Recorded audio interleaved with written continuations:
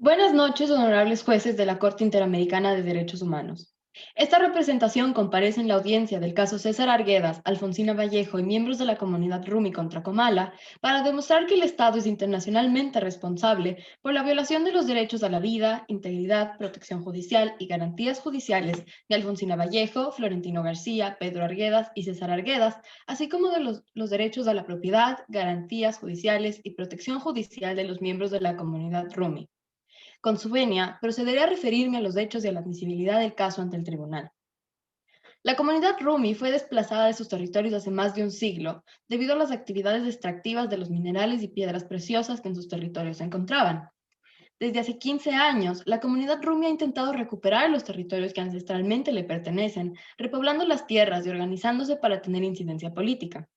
Sin embargo, el Estado ha impedido aquello en razón de sus intereses económicos. En lo principal, no se han titulado las propiedades de la comunidad Rumi, ni se les ha otorgado la protección especial que necesitan, y también se ha perseguido a sus líderes comunitarios, como ocurrió con Pedro Arguedas, Florentino García, Alfonsina Vallejo y César Arguedas. Aquello ha situado a la comunidad Rumi en una circunstancia de especial vulnerabilidad, ya que no cuentan con ninguna garantía que les asegure la permanencia en sus territorios y, por lo tanto, la preservación de su cultura y modos de vida. Esta situación incluso arriesga su mera subsistencia. A pesar de que la comunidad Rumi ha intentado obtener la tutela de sus derechos a través de la vía judicial, esto tampoco ha sido satisfecho por el Estado, que ha retrasado las investigaciones sobre los crímenes cometidos en contra de los líderes y tampoco ha proporcionado un mecanismo efectivo para titular los territorios. Honorable Corte, una vez expuesto el antecedente fáctico, esta representación se referirá al cumplimiento de los requisitos de admisibilidad consagrados en el artículo 41 de la Convención Americana sobre Derechos Humanos. El Estado ha interpuesto la excepción preliminar por falta de agotamiento de recursos internos, alegando que hay un proceso penal que se está ventilando en la jurisdicción comalense y que existen recursos que no han sido agotados. A continuación, se expondrán las razones por las que dichas excepciones carecen de fundamento y, en consecuencia, deben ser rechazadas por la Honorable Corte. En primer lugar, se debe mencionar que según Héctor Ledesma Foundes, la regla del agotamiento de recursos internos se corresponde con el carácter subsidiario del sistema interamericano y sirve como un mecanismo de defensa para el Estado. Sin embargo, el artículo 46.2 de la Convención también establece una serie de excepciones para la regla, a saber, que no existan recursos idóneos efectivos en el ordenamiento jurídico del Estado, o que los peticionarios hayan sido impedidos de agotar dichos recursos, y finalmente que exista un retardo injustificado en la resolución. Esta representación demostrará que el presente caso se enmarca en el primer y tercer supuestos, por lo que corresponde desestimar la excepción preliminar por falta de agotamiento de recursos internos. Primeramente, se considera que existe un retardo injustificado en la resolución del proceso penal en curso, toda vez que transcurridos 5 años desde su inicio, este se encuentra todavía en la etapa de averiguación previa. Como señaló la Corte Interamericana en el caso Jenny Lacayo contra Nicaragua, se tiene que determinar el retardo injustificado a partir del análisis del principio del plazo razonable. De acuerdo al tribunal, no existe un tiempo específico para el plazo razonable, sino que para este se deben considerar cuatro criterios. Primero, la actividad procesal de los interesados. Segundo, la conducta de las autoridades judiciales, la complejidad del asunto y la afectación que produce la demora en la situación jurídica de las víctimas. Con respecto al primer criterio, no se desprende de los hechos del caso que los abogados del señor Arguedas hayan ocasionado demoras innecesarias que entorpecieran el desarrollo del proceso. Por otra parte, sobre la conducta de las autoridades, se debe considerar que la Fiscalía General del Estado no ha investigado con debida diligencia, al no agotar todas las líneas de investigación relevantes y cometer errores en las averiguaciones. Por otra parte, sobre la complejidad del asunto, en el caso Jenny Lacayo, la Corte estableció que se deben considerar, entre otros factores, la dificultad para obtener pruebas, la pluralidad de sujetos procesales o el número de víctimas, el contexto de la violación y el tiempo transcurrido desde la misma. Ahora bien, se desprende de los hechos del caso que el ataque contra César Arguedas ocurrió de manera aislada al resto de ataques, en un contexto ordinario y no implicó a un número elevado de sujetos procesales o víctimas. Además, no se ha detallado una supuesta dificultad para la obtención de pruebas y tampoco se ha alegado que el proceso penal en Comala revista una complejidad considerable. Finalmente, la demora en la resolución del proceso ha ocasionado que existe impunidad para las personas que atacaron a César Arguedas, mientras su situación de salud se mantiene en estado crítico. De todo lo anterior, se colige que el proceso penal en la jurisdicción comalense ha violado el principio del plazo razonable, por lo que la demora injustificada permite que su caso sea admisible ante el sistema interamericano. Por otra parte, Comala también ha alegado que existen procedimientos civiles sumarísimos diseñados para indemnizar a las personas que sufren un daño, los que debían ser agotados por los peticionarios antes de presentar una petición a la comisión. Cabe recordar que en el caso Velázquez Rodríguez contra Honduras, la Corte determinó que para ser agotados, los recursos deben ser idóneos, lo que implica estar diseñados para titular la situación jurídica infringida. En el presente caso, la situación jurídica infringida requiere que se investigue, juzgue y sancione a los responsables de violaciones de los derechos humanos y, por otro lado, que se proporcione una reparación integral para las víctimas. Los procedimientos civiles mencionados por el Estado están diseñados para proteger el derecho a la propiedad individual de los daños ocasionados con culpa o negligencia, proporcionando una indemnización pecuniaria a las afectaciones del patrimonio de una persona. Ahora bien, los derechos humanos, en tanto atributos inherentes a la persona, no pueden ser tutelados a través de procesos diseñados para proteger bienes, que según el derecho civil son cosas útiles, comerciables y disponibles. En consecuencia, los procedimientos civiles no son adecuados para alcanzar el objetivo perseguido por las víctimas y, en consecuencia, no debían ser agotados antes de recurrir al sistema interamericano. Por todo lo expuesto, se le solicita a la Corte Interamericana que desestime la excepción preliminar por falta de agotamiento de recursos internos. Seguidamente, la representante Camila López se referirá a la no procedibilidad del resto de excepciones preliminares planteadas por el Estado. Excelente corte. La representación continúa con las excepciones preliminares. Dentro de las excepciones presentadas por el Estado, se presentó como segunda excepción preliminar el hecho de que los representantes de los miembros de la comunidad Rumi incurrieron en un error al no determinar, no identificar y no acreditar a las presuntas víctimas de manera específica. Al no hacerlo, se afectaría el equilibrio y la seguridad jurídica del sistema interamericano. Sin embargo, se debe considerar que tanto la Comisión como la Corte han establecido que en el artículo 44 de la Convención hace referencia a quienes pueden presentar una petición. Dicho artículo tiene una interpretación flexible cuando existían circunstancias por las que no se puede identificar a cada víctima por su nombre. Tal es el caso de las comunidades indígenas. Además, la Corte ha señalado que las comunidades indígenas, en tanto grupos determinables e identificables a partir de sus características territoriales, geográficas, culturales, son susceptibles de la protección del sistema interamericano. Por lo tanto, reconoce a los miembros de la comunidad Rumi como víctimas. No constituye una vulneración a los principios del sistema, como manifestó el Estado. Como tercera excepción preliminar, el Estado alegó que ninguno de los peticionarios tenía legitimidad para presentar una petición ante la Comisión Interamericana.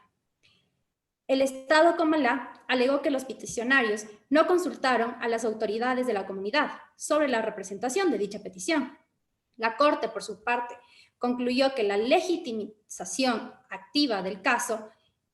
denuncia ante la Comisión se caracteriza por su amplitud y flexibilidad en el artículo 44 de la Convención Americana de los Derechos Humanos. Permite a cualquier persona, grupo de personas o entidad no gubernamental legalmente reconocida en uno o más estados miembros de la organización presentar denuncias de alegadas violaciones sin exigir que tenga autorización de las presuntas víctimas o que representen poderes de representación legal de las mismas. Es decir, los representantes de la comunidad Rumi son quienes obedecen a la necesidad de proteger a los miembros que se encuentren en estado de indefensión, ya que los mismos poseen legitimidad en las causas para acudir al sistema interamericano de defensa de los derechos humanos, invocando así a la protección de derechos del colectivo que representa. Para concluir con la intervención de la presente representante, primero se necesita entender si existe litispendencia y duplicidad de procedimientos en el presente caso. Se recapitulan los acuerdos y tratados que ha tenido Comalá, ya que suscribió varios tratados de libre comercio. En dichos acuerdos comerciales se incluye una cláusula de solución de controversias, en el cual se especifica que el mecanismo para esta solución será el arbitraje. Por otro lado, el Estado se adhiere a la Convención Americana de Derechos Humanos y el reconocimiento de la competencia de la Comisión Interamericana de Derechos Humanos, y la Corte Internacional de los Derechos Humanos, así como la adhesión al Pacto Internacional de Derechos Civiles y Políticos y su primer protocolo facultativo en el 2011. Finalmente, en el proceso arbitral se pueden negociar acuerdos, tratados, es decir, contratos en materia económica. Este proceso se realiza para resarcir el daño que se hizo por no cumplir dicho contrato, mientras que la Corte se refiere específicamente en materia de vulneración de derechos. Además, en el reglamento de la misma, en el artículo 33.1, se dicta que la Comisión no considera una petición si la materia contenida en ella se encuentra pendiente en otro procedimiento de arreglo en un organismo internacional gubernamental. Es decir, si se encuentra con otra petición pendiente o ya examinada, resuelta por la Comisión u otro organismo internacional. No obstante, este no es el caso, por ello no se considera litispendencia o duplicidad del caso. Honorable Corte, doy paso al siguiente representante, Óscar Álvarez. Buenas noches, honorables jueces de la Corte Interamericana de Derechos Humanos. Con su venia, me permitiré explicar por qué esta Corte es competente para analizar el presente caso. Bueno, según Héctor Fis Zamudio, el procedimiento sobre la Corte Interamericana de Derechos Humanos se infunde fundamentalmente en determinadas controversias sometidas a la Corte Interamericana Internacional de Justicia y la Corte Europea de Derechos Humanos. En ciertas direcciones procesales existe un paralelismo que, relacionado a ciertos matices, han sido recogidos por la Convención Americana y por el reglamento de la Corte Interamericana. En relación con lo mencionado, las semejanzas que encuentra Juan Carlos Hitzers al recalcar que la facultad de aprobación de la competencia de la Corte Interamericana, al igual como sucede con la Corte Internacional de Justicia y el Tribunal Europeo de Derechos Humanos. Esto se da por una cláusula opcional que dirige a los estados la posibilidad de ejecutar la declaración oportuna en cualquier momento. Adicionalmente, debemos señalar que los estados miembros de la OEA, al reconocer la competencia contenciosa de la Corte, han permitido a través de la normativa interna se incorpore algunas formas de delimitar, demarcar y obligar a los estados a reconocer la titularidad de las tierras que pertenecen a los pueblos indígenas. Con lo mencionado, me permitiré recalcar la competencia ratione persona, por lo cual esta Corte tiene competencia, debido a que en el artículo 1.2 de la Convención Americana de los Derechos Humanos se determina y se entiende como persona todo ser humano, sin existir distinción alguna, y por el artículo 44 de la misma convención, ya que el mencionado artículo señala que toda persona o grupo de personas pueden presentar una queja ante la comisión para que ésta sea analizada. En tal virtud, también esta Corte es competente para conocer la competencia ratione loci, la cual se funde debido a los artículos 1.1 de la Convención Americana, debido a que este señala que los estados deben respetar y garantizar los derechos y libertades de las personas que se encuentran bajo su jurisdicción. De igual manera, el Estado de Comala otorga competencia contenciosa a esta Corte en el año 2000 al adherirse a esta convención. En tal virtud, también me permitiré mencionar la competencia ratione temporis, por lo cual la Corte de igual manera es competente para conocer el caso debido a los términos estipulados en el artículo 62.3 de la Convención Americana. La misma que determina que la Corte tiene competencia para la interpretación y aplicación de disposiciones de la mencionada convención. Además, debemos mencionar que el Estado de Comala reconoció en el año 2001 la competencia contenciosa de esta Corte. En tal virtud, también me permitiré mencionar la competencia ratione materia, en la cual la representación de las víctimas reconoce la competencia de la Corte Interamericana de Derechos Humanos para conocer violaciones a la Convención Americana de Derechos Humanos. Sin embargo, estima necesario que a través del principio lex specialis se analice el contenido y alcance de las obligaciones derivadas de la Convención a la luz de otros instrumentos de derechos humanos con disposiciones específicas sobre los derechos de los pueblos indígenas. En base al principio lex specialis, podemos mencionar el caso de la comunidad Mayagna Aguastigni versus Nicaragua, respecto del sentido autónomo de los instrumentos internacionales de derechos humanos y la necesidad de interpretar en consideración a las condiciones de vida actuales. Lo mencionado tiene particular relevancia en el presente caso, ya que este trata de una comunidad indígena cuyas características propias deben ser considerados al interpretar y aplicar la Convención Americana de Derechos Humanos. Cabe mencionar que en el caso de la comunidad indígena Yaqui-Axa versus Paraguay, la Corte Interamericana de Derechos Humanos estableció las obligaciones estatales en relación a los derechos de los pueblos indígenas. Estas deben ser analizadas a la luz del Corpus Juris Internacional sobre la protección especial que requieren los miembros de las comunidades indígenas. Dicho pronunciamiento ha sido reafirmado por la Corte en posteriores casos, principalmente con relación al derecho a la propiedad comunitaria, por lo cual, en reiterada jurisprudencia interamericana, se ha utilizado instrumentos como el convenio número 169 de la OIT sobre pueblos indígenas y tribales, la Declaración Unida sobre los Derechos de los Pueblos Indígenas y el protocolo adicional a la Convención Americana de Derechos Humanos en materia de derechos económicos, sociales y culturales, que es el Protocolo de San Salvador. Adicionalmente, el tribunal se ha referido a los principios generales del derecho internacional relacionados a las obligaciones estatales de realizar una consulta previa, libre e informada. En el presente caso, se refiere a las violaciones de derechos colectivos de la comunidad Rumi, a la propiedad, a la vida, a la protección judicial y a las garantías judiciales, así como a las violaciones de los derechos a la integridad, a la familia, a las garantías judiciales y protección judicial de algunos activistas y defensores de los derechos de la comunidad Rumi. Por lo tanto, es necesario que sus hechos se analicen de la manera que más favorezca a sus derechos. A continuación, el doctor William Valdivieso.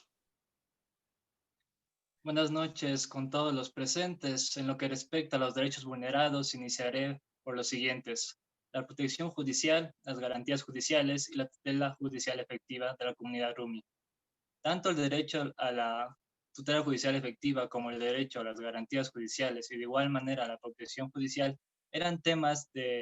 totalmente tratados por la Corte, y dado que estos derechos representaban un sinnúmero de jurisprudencias, sirvieron también para considerar y ampliar el conocimiento que se tiene sobre estos mismos. Una sentencia puntual que vale la pena citar es la de aquella nombrada Tiu Tohim versus Guatemala, por lo que se establece que no basta con que existan derechos dentro de cuerpos normativos,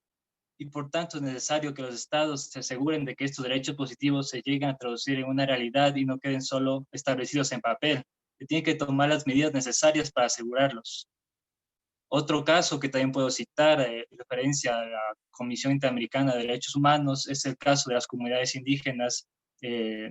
mayas del distrito de Toledo en Belice, en la cual se estableció y se determinó que la obligación del Estado era la de otorgar un recurso judicial efectivo. No se cumple con simplemente dejar y constar la existencia de instancias formales. Lo que se requiere por parte del Estado es adoptar medidas afirmativas que garanticen que los recursos otorgados por él a través de la justicia puedan ser verdaderamente efectivos para determinar si es que existe una violación, y en el caso de que sea así, otorgar una reparación apropiada para las víctimas. Las omisiones por parte del Estado de Comala para asegurar el funcionamiento de empresas internacionales conllevaron a que en aquel entonces se negara estatalmente el respeto y la obligación de los derechos humanos de estas comunidades indígenas. El deber de adoptar estas disposiciones de derecho interno también representó una violación a la Convención Americana sobre Derechos Humanos. Continuando con mi intervención, es necesario que se deba tomar también en cuenta el tema de las tierras pertenecientes al territorio indígena y el derecho que tienen estos pueblos a una tutela judicial efectiva de los mismos derechos, en concordancia con el artículo 8 y 25 de la Convención Americana. En lo que respecta a la propiedad privada en materia indígena, debe ser garantizado este derecho de tal manera que se dé una especial diligencia debido a que los grupos indígenas, los grupos de vulnerabilidad que son estos representados, se ven expuestos, dado que si es que el Estado no logró en conformidad con lo que establecían sus normas, violó sus derechos a la propiedad privada. En vista de lo expuesto, me remitirá las palabras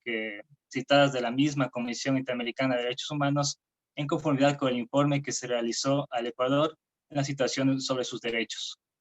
Por lo cual remito que, según este informe, el derecho de acceder a mecanismos judiciales de desagravio es la garantía fundamental de los derechos a nivel nacional. Según la interpretación del artículo 25 de la Convención Americana, significa que los individuos deben tener acceso a un proceso judicial para reivindicar el derecho a la vida, a la integridad física y a vivir en un medio ambiente seguro. Por lo tanto, Cuando se incumplen estos mecanismos adecuados, se conllevó por parte del Estado de Comala que estas comunidades y sus territorios se vieran ciertamente afectados, dejándolos en una situación aún más deplorable de desventaja y vulnerabilidad de la cual ya poseían. Otro tema de suma importancia es la forma en la que los pueblos indígenas pueden acceder a la justicia, dado que si bien es cierto que el Estado de Comala poseía recursos judiciales, estos solo se encontraban únicamente capacitados para atender a una sola persona como individuo y llegar a reclamar sus derechos, pero de manera individual con respecto a la propiedad privada. Por lo tanto, estos recursos no eran efectivos ante una demanda de forma colectiva. Es por eso que nació la necesidad de, por mi parte, de citar la siguiente sentencia, en la cual se establecía una solución muy adecuada de la cual el Estado de Comala pudo haber tomado referencia. La sentencia Sarmaca-Surinam, donde una de las medidas de reparación fue, y lo cito, otorgar a los miembros del pueblo Saramaca el reconocimiento legal de la capacidad jurídica colectiva correspondiente a la comunidad que ellos integran. Pues, ¿con qué propósito? Con el fin y propósito de garantizarles el ejercicio y goce pleno de su derecho a la propiedad de carácter comunal, así como el acceso a la justicia como comunidad de conformidad con su derecho consuetudinario y tradiciones. Para terminar con mi intervención, veo que es pertinente también hablar sobre el derecho que tienen estos pueblos indígenas a acceder a medios de protección judiciales para que se realicen los procesos investigativos necesarios ante la existencia de violencia y violación de derechos humanos. La obligación que tenía el Estado de Comala era simplemente sancionar irrespectivamente a quienes hubieran sido culpados e incurridos en el perjuicio contra estas comunidades. Para esto me remito a la Declaración de las Naciones Unidas sobre los Derechos de los Pueblos Indígenas, del artículo 7 y el artículo 22. Hasta aquí mi intervención, por lo cual proseguiré a dar paso al doctor Fabián Teófilo Córdoba. Honorables juezas y jueces de la Corte Interamericana de Derechos Humanos, con su venia me permito comparecer como peticionario sobre el derecho a la vida, derecho que fue vulnerado por el Estado de Comala. Comenzaré diciendo que el Tribunal de la Corte Interamericana de Derechos Humanos ha determinado que la vida es la esencia fundamental de la Convención Americana de Derechos Humanos. Por tanto, el derecho a la vida es el escenario para que todos los demás derechos se puedan desarrollar, porque el derecho a la vida es universal, porque el derecho a la vida es un derecho inalienable. En el derecho a la vida se sostiene tres obligaciones. La primera obligación es de respetar. Significa que los estados y sus agentes deben abstenerse a lesionar este derecho. La segunda obligación es de proteger. Es que todos los estados deben adoptar las medidas concretas para impedir que un tercero prive al titular de un derecho. Y la tercera obligación es de cumplir. Es que el Estado debe adoptar todas las medidas concretas para lograr el goce efectivo y pleno del derecho. La constitucionalización del derecho internacional de los derechos humanos obliga a que los estados adecúen su legislación y su interpretación judicial, no solo a los tratados relevantes, sino incluso a las interpretaciones de los tribunales internacionales competentes. Los estados tienen la obligación de adoptar las medidas necesarias para que el derecho a la vida no sea vulnerado, para que el derecho a la vida no sea menoscabado. Los estados, más bien, tienen la obligación de tomar las medidas necesarias para que no se atente contra este derecho. Con respecto al derecho a la vida, los estados tienen dos obligaciones muy fundamentales. Hablamos de una obligación positiva y hablamos también de una obligación negativa. Estas obligaciones consisten de que nadie puede ser privado de su vida arbitrariamente. La Corte de este tribunal ha señalado en el caso Montero, Aranguren y otros versus Venezuela que el derecho a la vida es un derecho fundamental,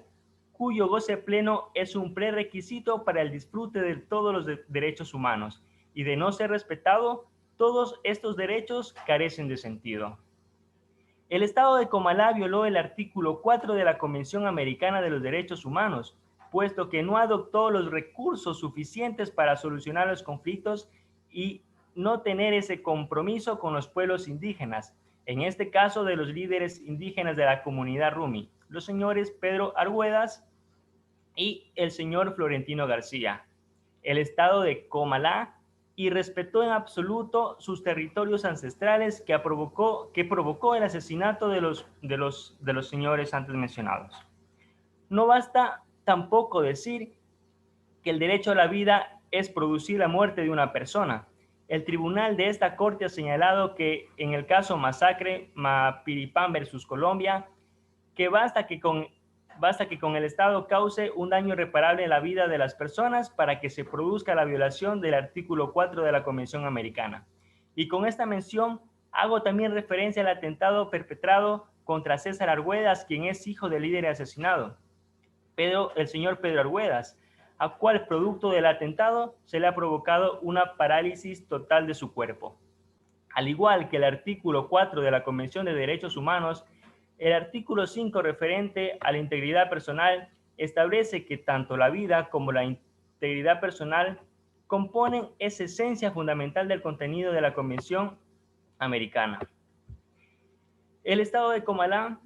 también ha violado el artículo 7, numeral 1 de la Declaración de las Naciones Unidas sobre los Derechos de los Pueblos Indígenas, donde se establece que las personas pertenecientes a los pueblos y nacionalidades indígenas tienen el derecho a la vida, a la integridad física, a la integridad mental, el derecho a la libertad y a la seguridad jurídica.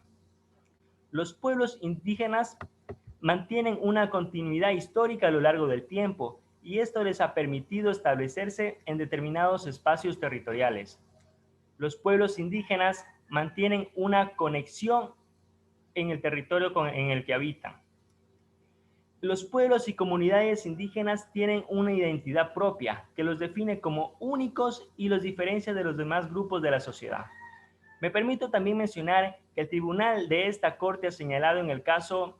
Comunidad Indígena Yaqui-Axa versus Paraguay que la vida de los miembros de las comunidades indígenas dependen fundamentalmente de las actividades de subsistencia que realizan en sus territorios, incluida la utilización de sistemas colectivos tradicionales que son esenciales para su bienestar. Por ello, el Estado de Comala no garantizó el derecho a la comunidad Rumi, el derecho a su territorio ancestral, ha incumplido el deber de garantizar la vida de sus miembros, ya que ha privado a la comunidad Rumi de sus medios de subsistencia por la explotación de minerales en sus territorios y a consecuencia de ello, la muerte de sus integrantes por los conflictos armados que ha provocado. Por ello, como peticionario ante esta Corte, responsabilizo al Estado de Comala sobre las violaciones de los derechos humanos establecidos en el artículo 4 de la Convención Americana, como también el artículo 7, numeral 1 de la Declaración de las Naciones Unidas sobre los Derechos de los Pueblos Indígenas. Honorables juezas y jueces, hasta aquí mi intervención. Sobre el derecho a la integridad, comparece el doctor Juan Carlos Villarreal. Honorables juezas y jueces de esta Corte Interamericana de Derechos Humanos, ilustres representantes del Estado, reciban todos un cordial saludo. Mi nombre es Juan Carlos Villarreal y junto a mis correpresentantes acudimos a esta audiencia en representación de las víctimas para demostrar cómo el Estado de Comala violó el contenido de la Convención Americana sobre Derechos Humanos. Solicito la venia de esta honorable Corte para proceder. Esta argumentación se centra en esbozar las razones que sustentan la violación por parte del Estado del contenido del artículo 5 de la Convención Americana. En primer lugar, quiero referirme específicamente a los hechos sucedidos respecto al señor César Arguedas. Como es de su conocimiento, el 13 de junio del 2015, el señor César Arguedas recibió 2 disparos, uno en la pierna y otro en la espalda, que lo dejaron gravemente herido. El señor César Arguedas logró sobrevivir al ataque, pero este provocó una parálisis total de la parte baja del cuerpo, situación que hasta el momento le impide caminar. Más allá de la violación evidente suscitada en contra de la integridad personal del señor César Arguedas, es importante recalcar la responsabilidad reforzada que tenía el Estado de Comala de garantizar y proteger sus derechos. Esto debido a que el señor Arguedas se encontraba en la posición vulnerable de defensor de derechos humanos. Como es de su conocimiento, el señor César Arguedas participaba activamente en el Frente Único de Defensa Rumi, donde desempeñaba la función de promover los derechos económicos, sociales y culturales, así como la búsqueda de la verdad en representación de la comunidad Rumi. En este sentido, se entiende que César Arguedas, al ser la voz de un grupo numeroso en estado de vulneración, como lo es la comunidad Rumi, es un defensor de derechos humanos y por ende el Estado tiene una obligación reforzada en cuanto a posibles vulneraciones de sus derechos. En efecto, la Declaración sobre los Defensores de los Derechos Humanos estipula la necesidad de proporcionar apoyo y protección a los defensores de derechos humanos en el contexto de su labor. Así lo establece el artículo 2 de esta declaración, en donde se recalca la responsabilidad reforzada y el deber de proteger, promover y hacer efectivos todos los derechos humanos y las libertades fundamentales de los defensores de derechos humanos. Ahora bien,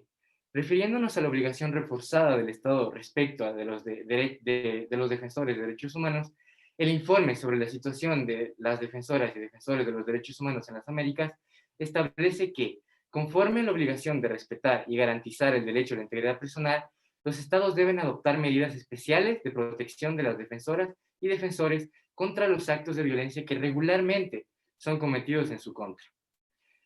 El Estado de Comala no cumplió con esta obligación, aun cuando el padre de César Arguedas, quien también era un defensor de derechos humanos, fue asesinado. De hecho, en el caso de Defensores de los Derechos Humanos versus Guatemala, se determinó claramente que los defensores de derechos humanos deben contar necesariamente con un trato más relevante, ya que son la voz de un grupo numeroso en estado de vulneración, y que por la naturaleza de su rol son más susceptibles a vulneraciones de derechos. Además, esto se complementa con lo establecido en el informe citado anteriormente, pues aquí se sostiene que la defensa de los derechos humanos solo puede ejercerse libremente cuando las personas que lo realizan no son víctimas de amenazas ni de cualquier otro tipo de agresiones físicas, psíquicas o morales u otros actos de hostigamiento. Por este motivo, el Estado de Comala vulneró el derecho a la integridad personal del señor César Arguedas, en tanto este no cumplió con su deber reforzado de protegerlo de posibles vulneraciones de derechos humanos, como de las que fue víctima gracias a su condición de defensor de derechos humanos. Además, existe una vulneración del derecho a la integridad personal de César Arguedas, en tanto el Estado no cumplió con su obligación de investigar violaciones a la integridad personal. En este sentido, me gustaría referirme a los hechos del caso en donde se supo manifestar que, pese a que los hechos relacionados con el atentado perpetrado en contra de César Arguedas fueron puestos en conocimiento de las autoridades, la denuncia no ha logrado superar la etapa de averiguación previa después de 4 años. Es decir, que el Estado de Comala no ha hecho nada para esclarecer la situación, las circunstancias de los hechos ni identificar a los responsables. Ahora bien, respecto a la obligación de investigar violaciones a la integridad personal, la Corte IDH en el caso Comunidad Moiguana versus Surinam ha sido enfática al indicar que la obligación de investigar graves violaciones a derechos humanos es uno de los deberes elementales del Estado para garantizar la tutela de derechos fundamentales, pues la investigación judicial permite esclarecer las circunstancias en las que ocurrieron los hechos que generan responsabilidad estatal. Esto constituye un paso necesario para el conocimiento de la verdad por parte de los familiares de las víctimas y la sociedad, así como el castigo de los responsables y el establecimiento de medidas que prevengan la repetición de las violaciones de los derechos humanos. Lamentablemente, en el presente caso, después de 4 años, el Estado de Comala no ha hecho más que iniciar una investigación previa que no ha conducido a nada, algo que se va totalmente en contra de la razón de ser de una investigación judicial. Es por esta razón que el Estado de Comala no solo incumplió su obligación especial frente a un defensor de derechos humanos, sino que su inexistente iniciativa para realizar una investigación efectiva que permita identificar, juzgar y sancionar a los responsables demuestra su incumplimiento a la obligación de investigar violaciones a la integridad personal. Por todo lo antes mencionado, pido a la Honorable Corte Interamericana de Derechos Humanos que declare la responsabilidad internacional de Comala por violar el derecho de la integridad personal consagrado en el artículo 5 de la Convención Americana de Derechos Humanos en perjuicio del señor César Arguedas. Señores jueces, hasta aquí mi intervención. A continuación, José dará paso a su intervención sobre cómo el Estado de Comala vulneró el derecho a la protección judicial y garantías judiciales. Buenas noches, señoras y señores de esta honorable Corte Interamericana de Derechos Humanos. A continuación, la representación aclarará sobre la vulneración de la protección judicial y garantías judiciales. Estos artículos 8 y 25 de la Convención Interamericana de Derechos Humanos. En el presente caso se habla de una vulneración al artículo 25, que es de la protección judicial de la Convención Interamericana de Derechos Humanos, ya que todo recurso o proceso judicial que se suscitaba ante las autoridades competentes del Estado Comala se veía detenida o simplemente no podía seguir a mayores instancias. Pues como se mencionó anteriormente, el atentado que sufrió César Arguedas fue un atentado súper grave.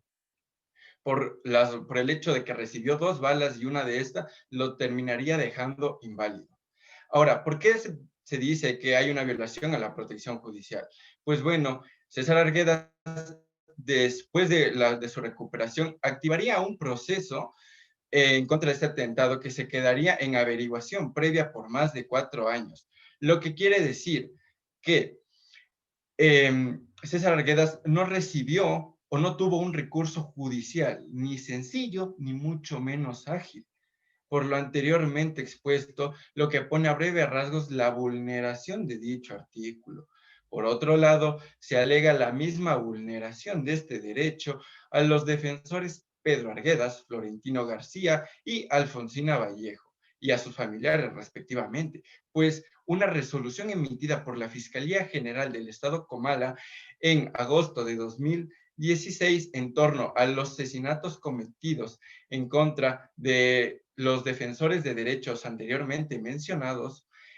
señala que hay un único responsable de las 3 muertes. Una persona que habría fallecido en diciembre del 2015 en un supuesto enfrentamiento de bandas bajo contexto de dominio de territorios de tráfico de drogas, argumento que no deja nada contenta a la comunidad Rumi, pues quienes estuvieron en los lugares de los hechos sostienen una postura muy diferente y dudan de que una sola persona haya acabado con la vida de sus 3 líderes.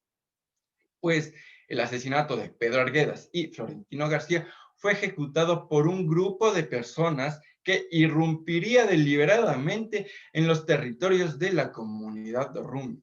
mientras que Alfonsina Vallejo sucumbiría por una bala perdida, donde un grupo de personas con ametralladoras de uso exclusivo de la policía dispararon en contra de un campamento improvisado. Este campamento tenía la función de defender territorios ancestrales que se habrían invadido ilegítimamente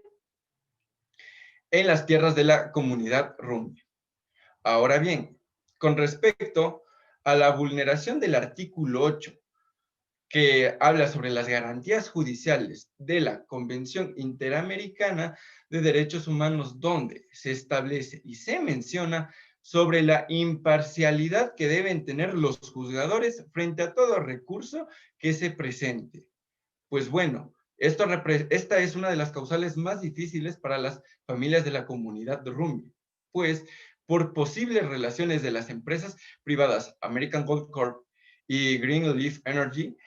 con el gobierno han hecho que estos procesos se retrase, y pese a que estas empresas lleguen a ser sospechosas en todos los sentidos,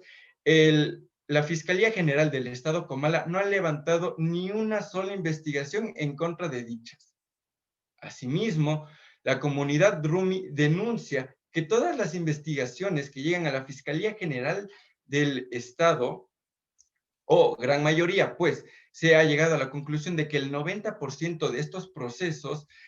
quedan en instancias menores. ¿A qué nos referimos con instancias menores? Llegan solo hasta etapa de averiguación previa. Y los pocos que llegan a pasar averiguación previa simplemente son archivados por falta de información. ¿Y por qué no hay esta información? Simplemente porque el Estado Comala no levanta acciones investigativas contra los posibles responsables, que en este caso son los anteriormente mencionados. Y volviendo a hacer hincapié en lo que ya se mencionó antes, las víctimas que se mencionan antes reúnen el perfil de defensores de derechos humanos. Todo esto en base al caso Defensor de Derechos Humanos y otros versus Guatemala, una sentencia emitida el 28 de agosto de 2014 por parte de la presente Corte.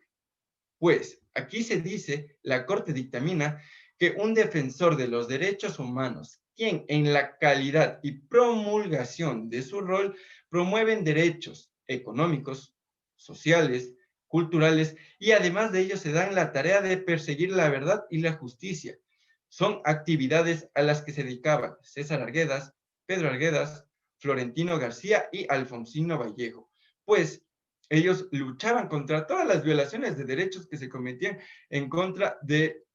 su comunidad. Lamentablemente, en el caso de Pedro, Florentino y Alfonsina,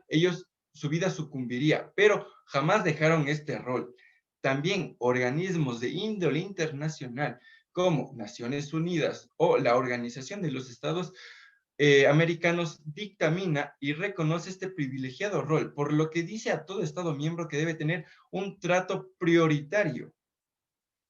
¿A qué nos referimos con un trato prioritario? Es decir, que las demandas, recursos y demás procesos que estas personas activen deben entrar con prioridad y deben ser resueltos mucho más ágilmente por parte por parte del Estado, por parte de los instrumentos que ofrece el Estado a la población para proteger su soberanía. Y aparte de eso, estas personas hacen referencia, son la voz de un grupo minoritario, de un grupo en estado de vulneración. Por ende, el Estado Comala tuvo que tener tanto protección judicial como las garantías, darlas de una manera prioritaria a estas personas y más a este grupo, porque estamos hablando de comunidades indígenas y de esto ya se ha hecho mención anteriormente. Por lo mismo, me remito a la Honorable Corte para profundizar sobre el derecho a la protección de la familia, cediéndole la palabra al doctor Javier Verde Soto. Buenas noches, honorables jueces de la Corte Interamericana de Derechos Humanos. Con su venia me permito explicar el derecho a la protección de la familia. Es oportuno empezar esta investigación explicando que los pueblos indígenas, sea en cualquier continente, se encuentran en graves situaciones de vulneración y han sido, se lo puede definir como históricamente vulnerados, debido a que esta vulneración ya existía tiempo atrás. Dentro de estos diferentes colectivos, las mujeres y en general la familia suelen afrontar situaciones desgarradoras en base a la discriminación como tal, la violencia y también la exclusión social. Esto se lograba originar por las razones que existían, las cuales eran el género, etnicidad y las situaciones de pobreza. Esto se puede generar siempre dentro y fuera de sus comunidades, en este caso la comunidad Rumi. Ante esta devastadora realidad, este derecho tiene un enfoque de género bastante amplio, que se cuenta con la presencia de valores, posiciones, hábitos e incluso cada uno de sus sexos. Es importante cómo la CIDH observa como primer punto los impactos que se dan a las familias indígenas, quienes son un grupo que se ven de manera sobresaltada a sus vidas, ya sea en diferentes ámbitos. Existen actividades que ofrecen más oportunidades a los hombres, dejando hasta cierto punto a un lado a las mujeres y desnaturalizando su trabajo. Es en ese punto, alguna de las partes que conforma la familia se logra empoderar y lideran en sus comunidades o pueblos indígenas, dejando a un lado el otro papel importante que tiene la familia. Este desequilibrio que se tiene de roles genera una cierta desaparición en los espacios en el que cada uno corresponde y logra llegar a la separación o pérdida de la familia. La Comisión toma como punto de partida las obligaciones generales de los estados que conforman el sistema interamericano, sólidos en respetar y poder garantizar los derechos humanos a todas las personas y a las familias bajo su jurisdicción, sin discriminación de cualquier índole, así como el principal deber de ajustar el ordenamiento interno a las disposiciones de los instrumentos interamericanos de derechos humanos. En ese sentido, la CIDH solicita a los estados a valorar e incorporar los estándares y enfoques desarrollados en base a los derechos de la familia, que sufren de vulneración en materia de derechos de los pueblos indígenas, cuyo fundamento reposa principalmente en el respeto, garantía y protección de su diversidad étnica, así como su supervivencia física y cultural. Por otra parte, es importante que los estados establezcan y apoyen iniciativas temporales, internacional, para personas defensoras, en particular las que se encuentran en situación de riesgo. Varios estados ofrecen protección en base al financiamiento y apoyo a gobiernos locales y organizaciones de la sociedad civil, que dan refugio y servicios a estas personas y a la familia como tal. En este sentido, citando como precedente jurisprudencial la Corte, en el tema Alvarado Reyes y otros, ha tomado en cuenta propuestas para proveer, en consulta con los beneficiarios, apoyo consular a miembros de la familia que habían sido forzados y vulnerados por diferentes cosas, y como una de las principales es a huir a otro país, debido a la situación de riesgo que enfrentan dentro de las diferentes jurisdicciones. Y alentó al Estado esto a implementar la asistencia a favor de los beneficiarios dentro del marco de competencias. En fin, concluyendo con mi intervención, el derecho a la protección de la familia es algo tan importante debido a que la formación de una familia, sea en el ámbito indígena, es de suma importancia y se considera un derecho de todo individuo. Todos estos miembros que integran a la familia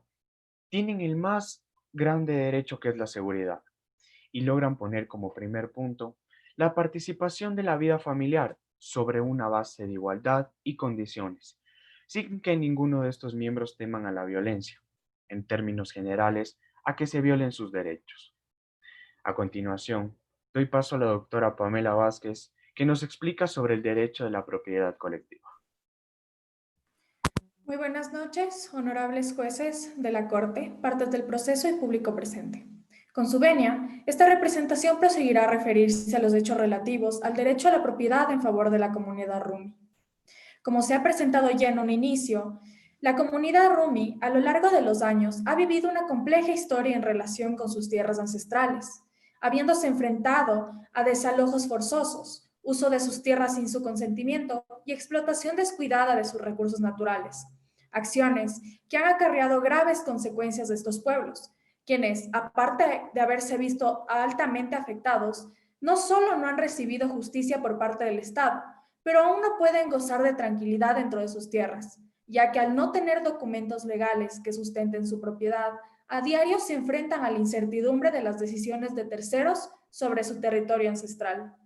Es importante mencionar que la propiedad a la que es referida dentro de la intervención de esta representación no es aquella que se adecúa a la definición tradicional que se tiene sobre este concepto. La propiedad a la que se hace referencia y se reclama en este caso puntual es la propiedad colectiva.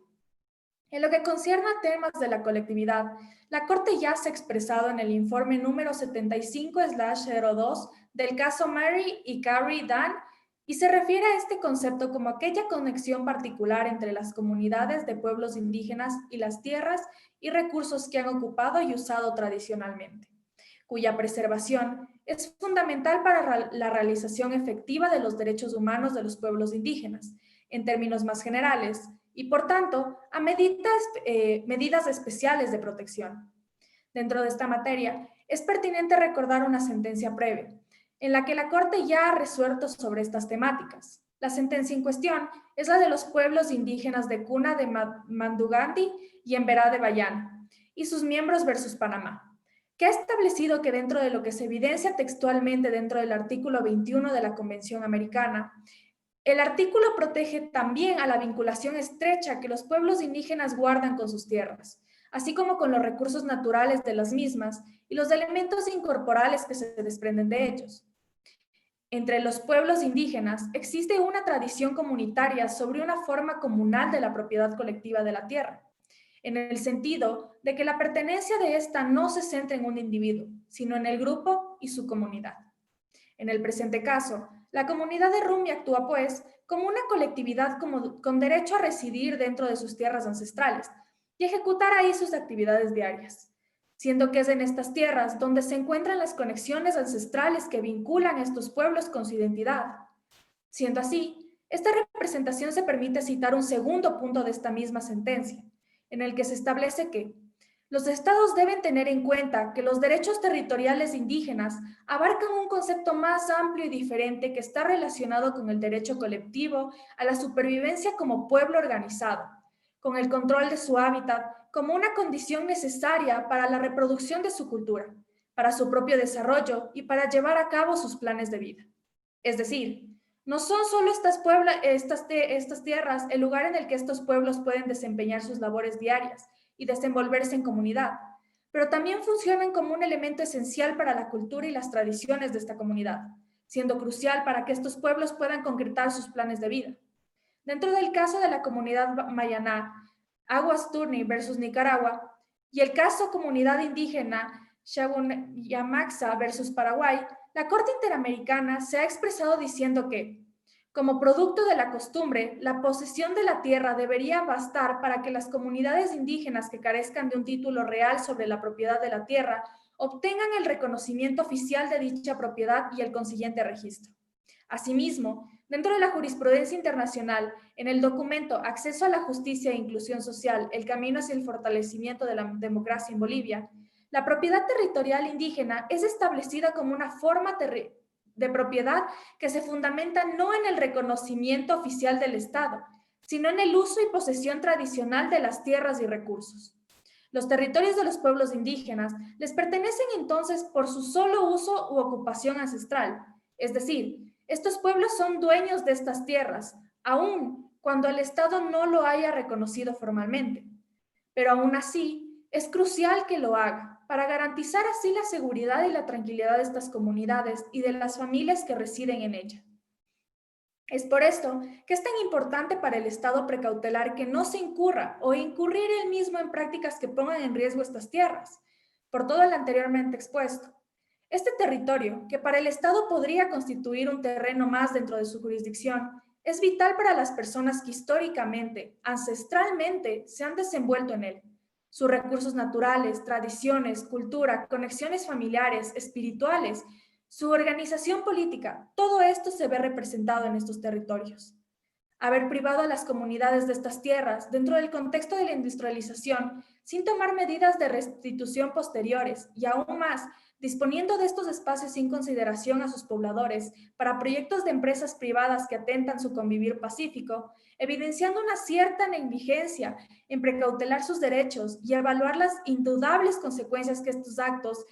tienen sobre los derechos humanos y los diversos tratados internacionales que el Estado de Comala ha ratificado, evitando aún más dar solución o justificación a algunos de estos pueblos, es un error y una falta inexcusable del Estado. Es evidente entonces la falta en la que ha incurrido el Estado al denegar a estos pueblos la seguridad jurídica y la tranquilidad para desempeñar sus proyectos de vida en su hogar ancestral, por lo que esta representación solicita a esta honorable Corte que se declare la violación al derecho de la propiedad colectiva, establecida dentro del artículo 21 de la Convención Americana de Derechos Humanos, en prejuicio de la comunidad Rumi. Con esto, esta representación da por terminada su intervención y se permite dar paso a Karen Paracho, quien establecerá temas con relación al derecho a un medio ambiente sano. Buenas noches, honorables jueces de la Corte Interamericana de Derechos Humanos. Con su venia me permito tratar sobre el derecho a vivir en un ambiente sano. En el presente caso, el derecho a la propiedad colectiva, como ya se mencionó, va de la mano con el derecho que tienen las personas para vivir en un ambiente sano. Si bien es cierto, la comunidad Rumi tiene derecho a residir dentro de sus tierras ancestrales y ejecutar así actividades diarias. Esta comunidad requiere que también se les garantice el derecho a vivir en un ambiente sano. Respecto a esto, la Corte IDH, a través de su sentencia de los pueblos indígenas, Cuna de Mandungandi y Embera de Bayano y sus miembros versus Panamá, manifiesta que los estados deben tomar en cuenta que los derechos territoriales indígenas abarcan un concepto más amplio y diferente, que está relacionado con el derecho colectivo a la supervivencia como pueblo organizado, como control de su hábitat con una condición necesaria para la reproducción de su cultura, para su propio desarrollo y para llevar a cabo sus planes de vida. A raíz de esto, se establece que la comunidad Rumi tiene derecho a vivir en un ambiente sano, garantizando así la no vulneración de otros derechos fundamentales. De ahí surge la necesidad de que el Estado de Comala establezca medidas dedicadas para cumplir con los estándares que se requieren para que la comunidad Rumi pueda gozar de un ambiente sano para su desarrollo, incluyendo esto, así los límites de operaciones y los cuidados respectivos que deben tomar las empresas AG y la empresa GL al momento de realizar sus operaciones. La Corte IDH ha reconocido la existencia de una relación innegable entre los derechos humanos y el derecho a vivir en un ambiente sano, por cuanto la degradación ambiental afecta el goce de los derechos humanos. Es más, el derecho a vivir en un ambiente sano y el resto de derechos, como lo son los derechos económicos, sociales y culturales, son recogidos en la Convención Americana. Son un todo indisoluble que se encuentran su base en el reconocimiento de la dignidad de la persona humana. Dentro del sistema internacional existen dos instrumentos regionales que sí han reconocido el derecho a vivir en un ambiente sano. Estas dos excepciones son el protocolo adicional a la Comisión Americana de Derechos Humanos en materia de derechos económicos, sociales y culturales, o Protocolo de San Salvador, y la Carta Africana de los Derechos Humanos y de los Pueblos. El Protocolo de San Salvador dispone en su artículo 11 que todos tienen derecho a vivir en un ambiente sano, a tener acceso a servicios públicos y básicos, y que los Estados partes deben promover la promoción, preservación y el mejoramiento del ambiente. Según el Grupo de Trabajo del Protocolo de San Salvador, el derecho a un medio ambiente sano implica un total de 5 obligaciones para el Estado. Primero, garantizar a toda persona, sin discriminación alguna, un medio ambiente sano para vivir. Segundo, garantizar a toda persona, sin discriminación alguna, servicios públicos básicos. Promover la protección del medio ambiente, promover la preservación del medio ambiente y promover el mejoramiento del medio ambiente. Por otro lado, la Carta Africana de Derechos Humanos y de Pueblos, en su artículo 24, manifiesta que todas las personas tienen derecho a gozar de un ambiente generalmente satisfactorio para su desarrollo. Doctrinariamente, Horacio Rosati define que el derecho al ambiente sano como la interacción del conjunto de elementos naturales, artificiales y culturales que proporcionan el desenvolvimiento equilibrado de la vida en todas sus formas. Por su parte, Gabriela Cuadrado manifiesta que el derecho a vivir en un ambiente sano es un derecho humano ubicado dentro de los derechos económicos, sociales y culturales, cuya característica esencial es la complejidad de su reclamación. El sujeto activo puede ser una colectividad de personas o una persona que se vea afectada individualmente por un daño ambiental específico. El sujeto pasivo, aquel que está ocasionando el daño, puede estar identificado o desconocerse por completo. Finalmente, para Fernández, el derecho a vivir en un ambiente sano tiene una dimensión colectiva por cuanto constituye un interés universal que afecta a generaciones presentes y futuras, pero también una dimensión individual, ya que su vulneración puede tener repercusiones directas sobre personas y otros derechos fundamentales, como son el derecho a la vida, el derecho a la salud, entre otras. Por todo lo mencionado con anterioridad, podemos verificar que en cuanto al establecimiento del proyecto Hoja Verde por parte de las empresas extranjeras, las cuales implantaron parques eólicos dentro de los territorios de la comunidad Rumi, a pesar de la negativa de la comunidad ante la falta de la consulta previa y la contaminación del río Moro, resultado de la explotación minera existente, se puede identificar que el derecho a un ambiente sano ha sido vulnerado, dado que la intervención de estas empresas extranjeras obstaculiza la convivencia de la comunidad, impidiendo la recolección de aguas y alimentos, poniendo en riesgo otros derechos como es el derecho a la salud. Así como también se ve vulnerado este derecho al permitir que las empresas privadas usen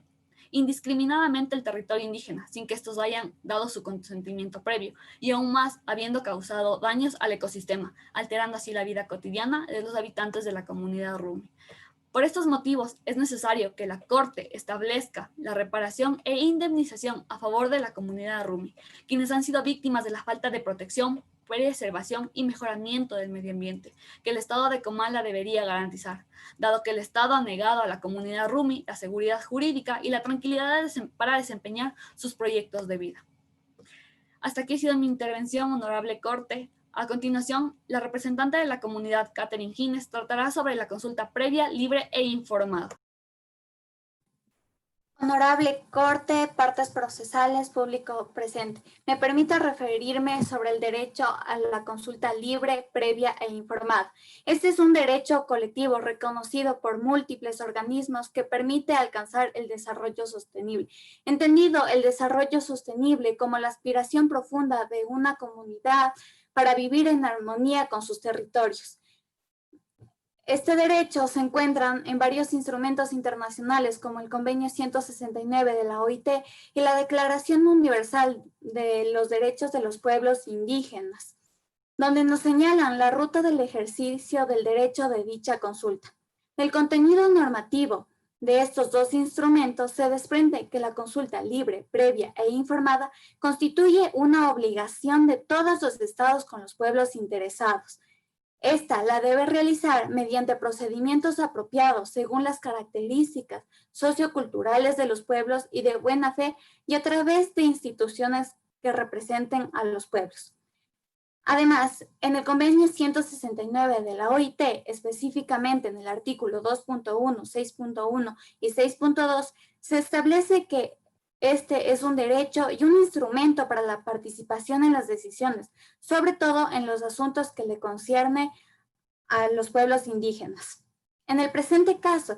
el Estado, al permitir que las empresas privadas usen indiscriminadamente territorio indígena sin que la comunidad haya dado su consentimiento previo y más aún habiendo causado daños al ecosistema y a las personas que habitan en él, la vulneración de este derecho es innegable. De igual manera, la contaminación del río Moro a manos de la minería y el establecimiento del proyecto Hoja Verde, por el cual se crearon 20 parques eólicos en tierras indígenas, sin que tengan consentimiento o haber llegado a un acuerdo, e incluso habiendo comunicado públicamente que contaban con un apoyo no existente de estas comunidades, se dice que se vulnera este derecho. Es imprescindible que se comprenda que previa a la toma de decisiones se requiere que exista una consulta libre, previa e informada, la cual no existió al momento de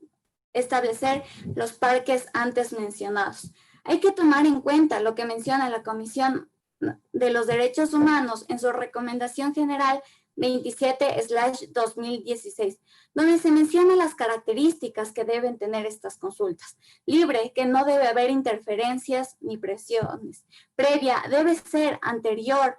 a la adopción o aplicación de la medida legal o a la administración nacional y a la ejecución del proyecto o actividad. Informada, que se debe dar a conocer la ley, decreto o proyecto a los posibles afectados.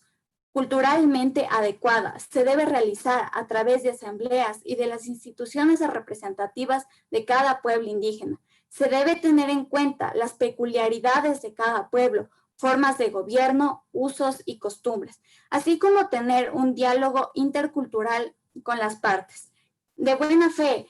de haber buena disposición, un diálogo equitativo, imparcial, con igualdad de oportunidades, de poder influir en la decisión final y con el reconocimiento del otro como locutor legítimo, válido y en igualdad de condiciones. Asimismo, en esto se reafirma lo dicho en el convenio 169 de la OIT y se señala además la obligatoriedad de la consulta en los siguientes casos. Cada vez que sea necesario trasladar a las comunidades indígenas y tribales de sus tierras tradicionales a otro lugar, en la erradicación de cultivos de uso ilícito. Establecido entonces que los pueblos indígenas y tribales deben ser consultados sobre el programa de erradicación de cultivos ilícitos que las entidades accionadas adelantan en sus territorios, con la finalidad de llegar a un acuerdo o lograr el consentimiento de alguna de las medidas propuestas. Cuando el proyecto, obra o actividad se pretenda desarrollar en zonas no tituladas, pero habitadas en forma regular y permanente por dichas comunidades indígenas. Hay que tomar en cuenta el caso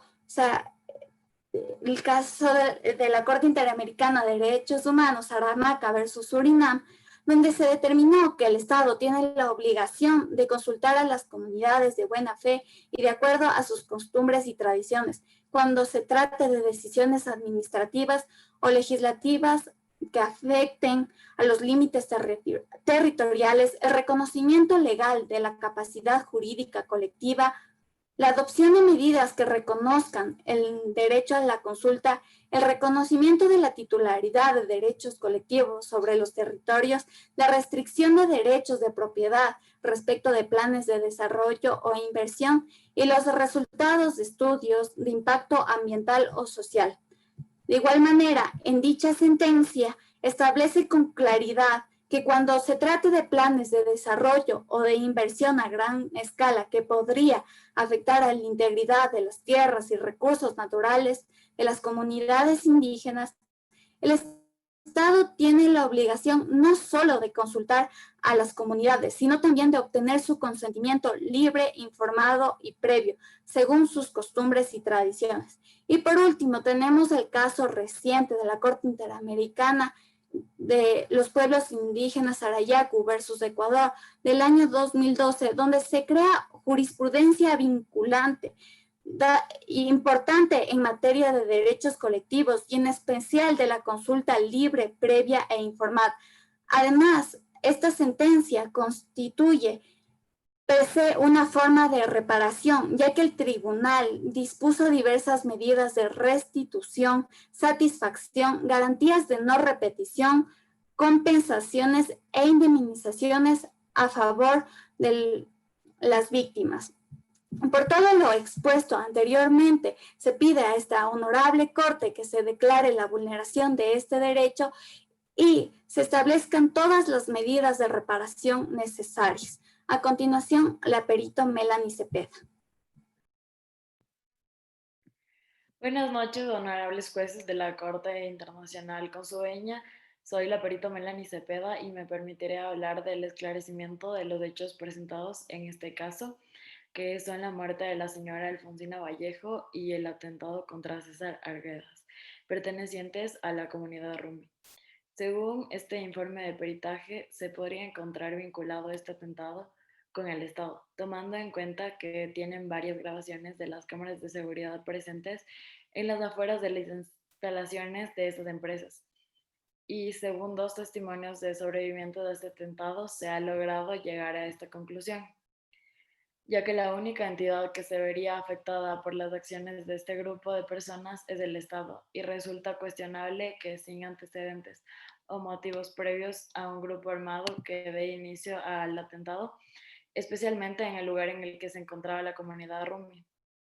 se dio una vulneración al derecho a la vida contra Alfonsina Vallejo y el Estado, que tiene que ser el primero en garantizar y respetar los derechos humanos. Sin embargo, en este caso, el Estado se vuelve un vulnerador de los derechos reconocidos en la Constitución de la República de Comala, tomando como referencia el caso de Saruyacu versus Ecuador. Se puede establecer que un Estado debe ser responsable ante cualquier situación de riesgo al derecho a la vida, teniendo en cuenta también que debe contar con la planificación y adopción de políticas públicas y las elecciones de carácter operativo que deben ser tomadas en función de prioridades y recursos necesarios. Por lo tanto, para que surja esta obligación positiva, debe establecerse que al momento de que los hechos sucedieron, las autoridades sabían de la existencia de esta situación de riesgo real e inmediato para la vida de este grupo de individuos determinados. Y aún sabiendo, no tomaron las medidas necesarias dentro del ámbito de sus atribuciones que, juzgados razonablemente, podían esperarse para prevenir o evitar este riesgo. Por otro lado, se vulneraron las garantías jurisdiccionales porque no existió una respuesta sencilla, rápida ni eficaz ante las denuncias presentadas por parte de la comunidad Rumi. Y es por esto que decidieron acudir a la Corte Interamericana de Derechos Humanos y no agotar los recursos internos, ya que no existió una pronta y adecuada atención a sus reclamos. Por lo tanto, al tener que esperar más del tiempo establecido para que se presenten respuestas sobre su caso, para garantizar el acceso a la justicia de los miembros de comunidades indígenas, es indispensable que los estados otorguen una protección efectiva que tome en cuenta las particularidades propias, sus características económicas y sociales, así como su situación especial de vulnerabilidad, su derecho constitucionario, sus valores, sus usos y sus costumbres. El derecho a la vida implícito en este caso es un derecho humano fundamental que comprende un principio sustantivo en el que toda persona tiene un derecho inalienable a que su vida sea respetada y un principio procesal en el cual ninguna persona pueda ser privada arbitrariamente de la libertad ni de su vida. Para garantizar este derecho, el Estado tenía que, por su parte, agotar los recursos de investigación acerca de las muertes y fortalecer el Estado de Derecho y la rendición de cuentas por violaciones de los derechos humanos. También tuvo que establecer un sistema de justicia más efectivo y capaz de investigar, sancionar e indemnizar a las familias por la privación de la vida por parte de los agentes estatales o particulares que hayan impedido el acceso a la existencia digna. También es deber del Estado procurar que sus cuerpos de seguridad, quienes tienen permitido el uso de la fuerza legítima, sean respetuosos de la vida de las personas y se encuentren bajo la jurisdicción. Por el contrario, el Estado, como se mencionó anteriormente, decidió archivar los procesos sin que concluyan con una correcta y exhaustiva investigación, ya que el Estado de Comala, al momento de suscribirse y reconocer la competencia de la Comisión Interamericana de Derechos Humanos y la Corte Interamericana de Derechos Humanos, se obligó reforzadamente y por su propia cuenta tanto a respetar los derechos reconocidos en la Convención Americana como a garantizar el libre y pleno ejercicio de estos derechos sin discriminación alguna, además de adoptar leyes y prácticas internas que salvaguardaran los derechos que no estuvieran garantizados y si mediante pruebas y hechos se conseguía demostrar que el Estado incumplía con estas obligaciones al formar parte de la Convención y al haber quebrantado su posición de respeto y garante de los derechos humanos de las personas que se encuentren dentro de su jurisdicción, la Corte Interamericana puede declarar la responsabilidad internacional del Estado en cuestión.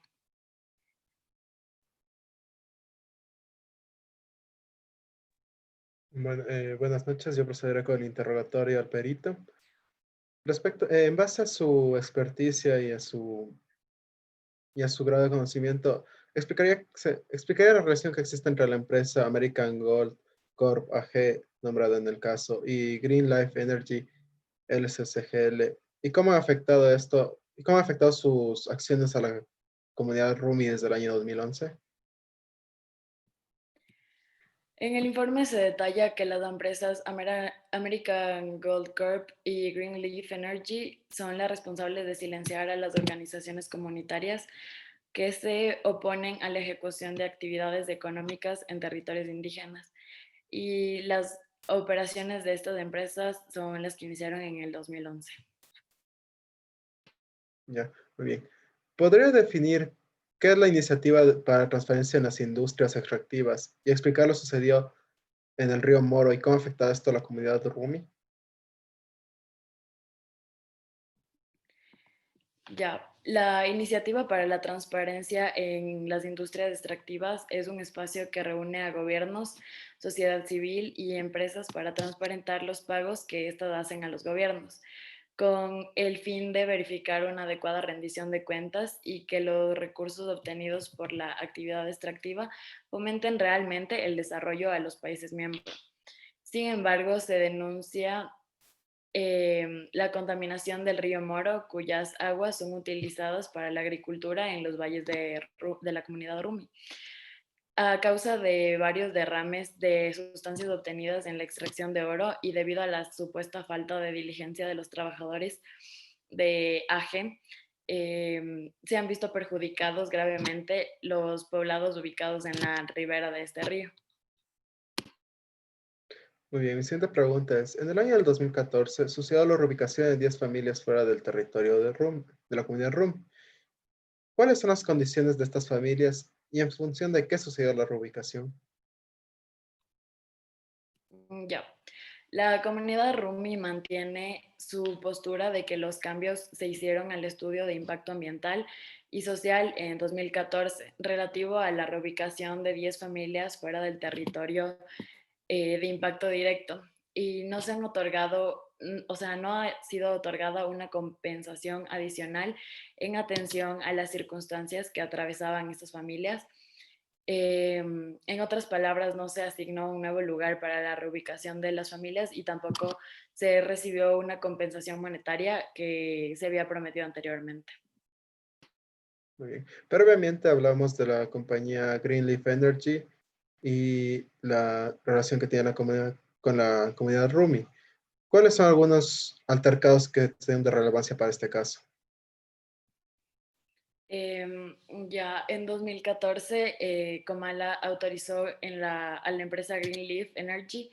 a través del proyecto eólico Hoja Verde la instalación de más de una veintena de parques eólicos en terrenos donde habitan comunidades indígenas, sin llevar a cabo un proceso de consulta previa, libre e informada a estas comunidades. Y conforme a la ley de consulta previa que fue aprobada en el 2009. En cambio, denunciaron el trato violento y la represión de seguridad privada contratadas por esta empresa que suscribió en 2014 un convenio interinstitucional con el Ministerio del Interior. También en un confuso episodio del 20 de agosto del 2015, cuando las mujeres indígenas preparaban el desayuno para comenzar la jornada de protesta, un estruendo de ráfagas de ametralladoras de uso exclusivo de la policía las tomó por sorpresa, y en este suceso más de 200 personas armadas estaban avanzando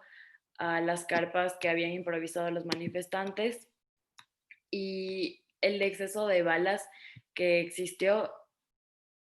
obligó a las personas que estaban ahí a huir del lugar, pero fueron varias horas en que este grupo continuó disparando a diestra y siniestra en las afueras del parque eólico que era propiedad de Greenleaf Energy. Y en ese suceso fue en el que Alfonsina Vallejo perdió la vida por una bala en la cabeza. Y después de ello, esta compañía privada no dio ninguna declaración hasta la fecha.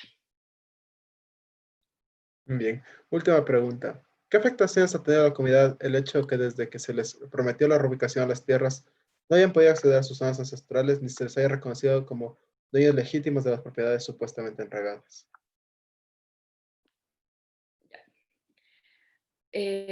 Las expresiones culturales en Comala resumen fundamentalmente el sincretismo entre las civilizaciones milenarias de América y la migración europea,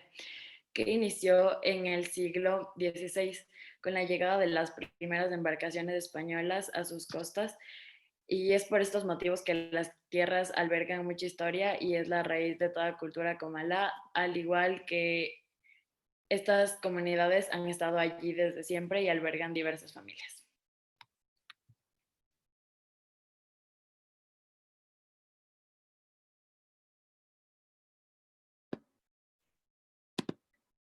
Listo. Considerando que la Corte Interamericana, en su reiterada jurisprudencia, ha establecido que la reparación integral concierne a la violación de derechos producida en todos los ámbitos del derecho, tanto en materia penal, civil, entre otras, como también dentro de las garantías jurisdiccionales, esta representación solicita a su tribunal que declare inadmisible las excepciones preliminares